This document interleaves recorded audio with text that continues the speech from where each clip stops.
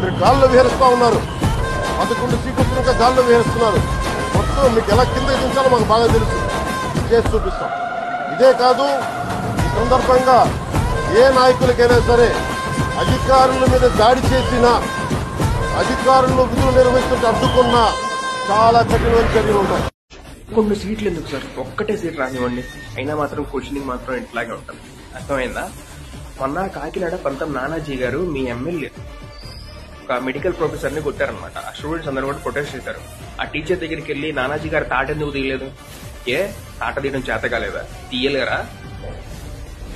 నిన్న మచిలీపట్నంలో ఒక అమ్మాయి మీద లైంగిక దాడి జరిగింది. ఏం చేశారు? మన పిఠాపురంలో మీ నియోజకవర్గంలో జరిగింది. వెళ్ళారా? మాట్లాడారా? అంటే మీ ప్రతాపం అంతా ఎవరిపైన? అధికారంలో లేని వాళ్ళ పైన. అంతే కదా? నెక్స్ట్